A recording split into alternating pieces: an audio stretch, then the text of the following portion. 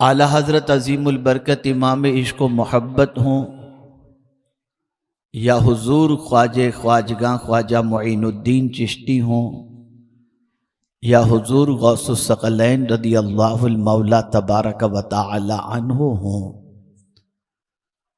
और उससे थोड़ा सा और ऊपर जाते हुए रहमत आलम नूर मुजस्सम सल्लल्लाहु ताला अलैहि वसल्लम की ज़ात बाबरकत की तरफ आप पहुँचें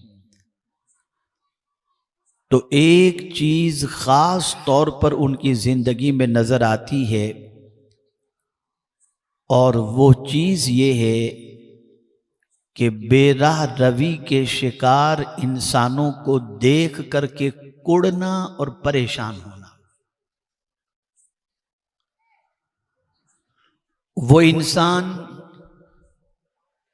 जिसकी जिंदगी बेराह रवी की शिकार हो, जिसकी जिंदगी के अंदर कोई ज़ाब्ता न हो, कोई कानून न हो, कोई डिसिप्लिन न हो, न जज्बे इताअत इलाही हो, न जज्बे इताअत रसूल सल्लल्लाहु अलैहि वसल्लम हो, तो ऐसे इंसानों को देख करके कुड़ना ये हुजूर सल्लल्लाहु अलैहि वसल्लम की भी सुन्नत है, सहाबा की भी सुन्नत है और औलिया की भी सुन्नत है। इसलिए कि ये अपना जाती गम नहीं है, ये उम्मत का गम है। आला हजरत अजीमुल बरकत इमाम इश्क़ व मोहब्बत बेराह रवी की शिकार इस कौम को देखकर तड़पते हुए कहते हैं, दिन लहव में खोना तुझे, शब सुबह तक सोना तुझे, शर्मे नबी खौफे खुदा, ये भी नहीं वो भी नहीं। आज अगर हम उम्मत मुस्लिमा की जिंदगी का जायजा लें तो आज उम्मत मुस्लिमा की जिंदगी तबाही के उस रास्ते की तरफ जा रही है कि उस रास्ते पर चलने के बाद सिवाय मुसीबतों के इस्तकबाल करने की कोई दूसरी चीज नजर नहीं आती।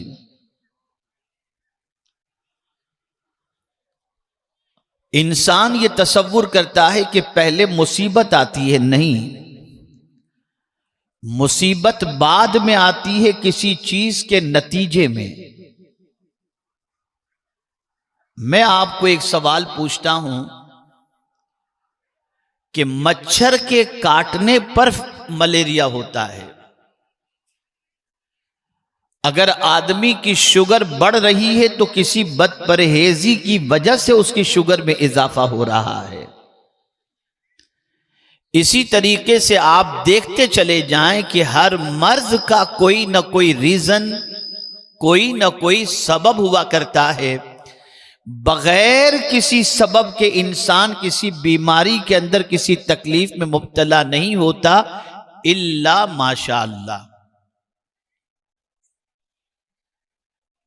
कुरान ने मुसीबतों के हवाले से फरमाया, मा असाबका मिन मुसीबतिन फबिमा कसबत ऐदीकुम, जो मुसीबतें तुम्हें पहुंचती हैं वो तुम्हारे हाथों की कमाई है।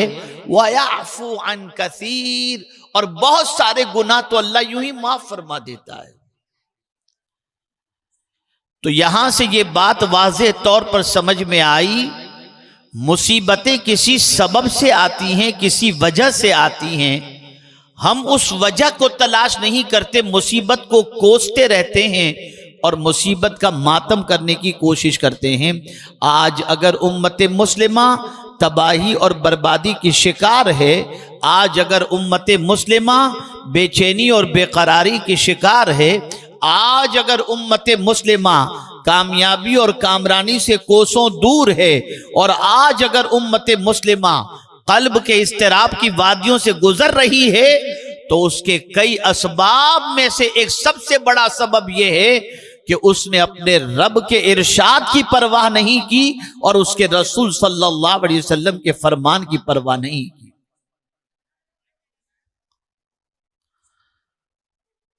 इसलिए कि अगर मुसलमान ये कहता है कि लोगों के दिलों में अब मुसलमानों के लिए नफरत पैदा हो गई, लोगों के दिल मुसलमानों के सिलसिले में खराब हो गए, तो मैं आपको एक अजीम कुरानी नुस्खा अता करता हूं। इस नुस्खे को अपनी जिंदगी में अपना लें तो यकीन माने, 1000 नफरतों की दीवार खड़े करने वाले खड़ी कर दें, लेकिन उनकी दीवारें तो गिर जाएंगी, लेकिन आपकी मोहब्बत का चिराग लोगों के दिलों में अल्लाह रोशन फरमा देगा। वो ज़ाब्ता कौन सा है, वो कायदा कौन सा है? तो अल्लाह अज़्ज़ व जल्ल इरशाद फरमाता है, इन्नल्लज़ीना आमनू व अमिलुस्सालिहात सयजअलु लहुमुर रहमानु वुद्दा। बेशक जो ईमान लाया और नेक अमल किया, अनकरीब रहमान उनकी मोहब्बत लोगों के दिलों में पैदा फरमा देगा। पता चला ईमानी एतबार से भी हम कमजोर हैं और आमाले सालिहा के एतबार से भी हम कमजोर हैं। हम सिर्फ ज़बान से कह रहे हैं कि हम मुसलमान हैं, हमसे मोहब्बत करो। मैं आपसे पूछना चाहता हूं, क्या वजह है सुल्तानुल हिंद गरीब नवाज रहमतुल्लाह ताला अलैह हिंदुस्तान की सरजमीन पर तशरीफ लाए? आज सदियां गुजर गईं, उनकी मोहब्बत का चिराग लोगों के सीने में रोशन है। गौसे आजम को हमने नहीं देखा, उनकी मोहब्बत का चिराग दिल के अंदर रोशन है। इमाम इश्क मोहब्बत को नहीं देखा, उनकी मोहब्बत का चिराग दिल के अंदर रोशन है। तो तस्लीम करना पड़ेगा, हमारे दिल में उनकी मोहब्बत अल्लाह ने पैदा फरमाई, इसलिए कि उनकी जिंदगी का एक एक लम्हा अल्लाह की इताअत और उसके रसूल सल्लल्लाहु अलैहि वसल्लम की इताअत में गुजरता था। ऐ रसूल आजम सल्लल्लाहु ताला अलैहि वसल्लम के दीवानों, जिस सबब से मुसीबतें दरवाजों पर दस्तक देती हैं, उन सबब को तलाश करो और उनको दूर करो। मैं एक मिसाल के जरिए आपको समझा दूं। एक शख्स जानबूझ करके नमाज कज़ा करने वाला भी है, बेराह रवी का किसी हद तक शिकार भी है। उलमा उससे वाकिफ होंगे, मोहल्ले का ही कोई शख्स होगा, किसी भी मोहल्ले का हो। मोहल्ले में ऐसे लोग होते हैं जिनकी जिंदगी दागदार होती है और वो इतने मुअज़्ज़ज़ नहीं होते, लेकिन अचानक उसने हज का फॉर्म भर दिया और नंबर भी लग गया, और उसके बाद वो इमाम साहब की खिदमत में हाजिर होता है, हजरत मैं कल इंशाअल्लाह लज़ीम हज के लिए जा रहा हूं। इमाम साहब के सामने उसकी पूरी जिंदगी मौजूद है, वो जानते हैं कि यह शख्स परहेजगार नहीं है, लेकिन जैसे ही उसने कहा मैं कल हज के लिए जा रहा हूं, तो इमाम साहब उससे कहेंगे भैया जरा दुआ में हमें भी याद रखना। या अल्लाह, माजरा क्या है? इस बंदे के बारे में इमाम साहब सब कुछ जानते हुए आज उसे दुआ की गुजारिश कर रहे हैं, तो जवाब मिलेगा जब तक खुदा के रास्ते पर चलने का इरादा न था तब तक मामला कुछ और था। अब जब इसने इरादा कर लिया है अल्लाह की बारगाह में और उसके रसूल की बारगाह में, तो अल्लाह और उसके रसूल ने मेहमान बना लिया। अब ये बंदा ऐसा हो गया कि अब इससे दुआ की गुजारिश करनी चाहिए। हम भी अगर अपना चेहरा गुनाहों से फेर कर अल्लाह की तरफ कर ले, उसके रसूल सल्लल्लाहु अलैहि वसल्लम की तरफ कर ले, तो हमारा वकार भी बढ़ जाएगा और हमारी इज्जत भी बढ़ जाएगी। ऐ रसूल आजम सल्लल्लाहु अलैहि वसल्लम के दीवानों, आज उम्मते मुस्लिमा जिस कर्ब की वादियों से गुजर रही है, शिकायत तो करती नजर आती है, इलाज करती नजर नहीं आती। कभी हमने इलाज की तरफ तवज्जो दिए?